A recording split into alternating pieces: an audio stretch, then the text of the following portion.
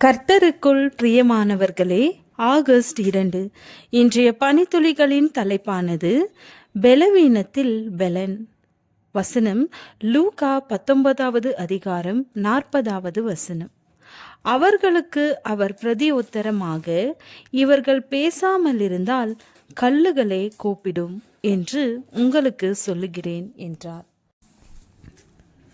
மாபெரும் ஏமாற்றத்திற்கு பிறகு William Miller யோவான் எழுதின வெளிப்படுத்தின விசேஷத்தில் சொல்லப்பட்ட தீர்க்க தரிசனத்தின் புது அர்த்தத்தை அறிந்தும் அவர் அதை மற்றவர்களுக்கு தெரியப்படுத்த மனம் இல்லாதவராக இருந்தார்.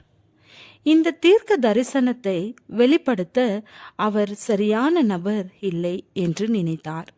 காரணம், அவர் ஒரு சாதாரண விவசாயி.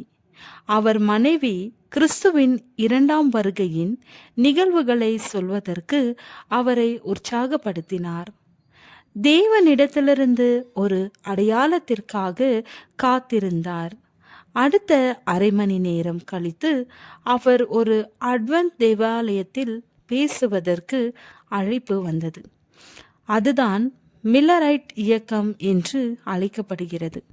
முதலில் பெரும் ஏமாற்றத்தை கொடுத்தாலும் வெளிப்படுத்துதல் 21ஆம் அதிகாரத்தில் உண்மையான வெளிச்சம் சிறிய குழுவாக இருந்த அந்த இயக்கத்தினருக்கு கொடுக்கப்பட்டது.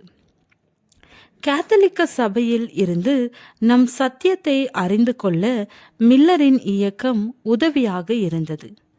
மனித அறிவு போதுமானதாக இல்லாமல் வரையறுக்கப்பட்டது. நம் குறைபாடுகளில் வில்லியம் மில்லரை போன்று போக்கு சொல்கிறவர்களாக இருக்கிறோம். தேவனுடைய அழைப்பை தவிர்த்து தூரமாக செல்கிறவர்களாகவும் இருக்கிறோம்.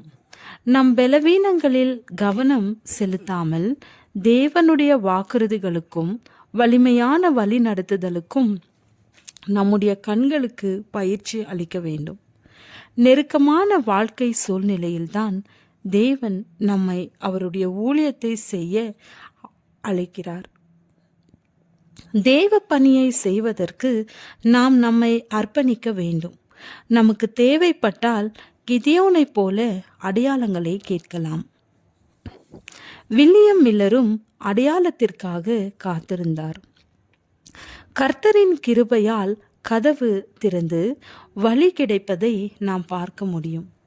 ஏனென்றால் அவருடைய பணிக்கென்று நம்மை அர்ப்பணிக்கும் போது தேவன் அவருடைய விருப்பம் நிறைவேறுவதற்காக மிகவும் மகிழ்ச்சி அடைவார். எப்போதும் நாம் அவருடைய சேட்டைகளின் கீழாக வந்து நம்முடைய இயலாமையை அவருடைய பலத்தினால் நிரப்பும்படியாக வேண்டிக் கொள்வோமா? நம்பிக்கை என்ற சிறிய படிக்கல்லான நம்மை அவர் பெரிய அளவில் பலன் தந்து வழி நடத்துவார். பவுல் தனது அனுபவத்தில் சொல்கிறார், அன்றியும் எனக்கு வெளிப்படுத்தப்பட்டவைகளுக்குரிய மேன்மை நிமித்தம் நான் என்னை உயர்த்தாதபடிக்கு என் மாம்சத்திலே ஒரு முள் கொடுக்கப்பட்டிருக்கிறது. என்னை நான் உயர்த்தாதபடிக்கு அது என்னை குட்டும் சாத்தானுடைய தூதனா இருக்கிறது. ஆகிலும் அவர் பலன் என் மேல் பூரணமாயிருந்தது. ஜெபம். ஆண்டவரே, எங்கள் பலவீனத்தில் உமது பலன் காண கிருபை தாரும். ஆமீன்.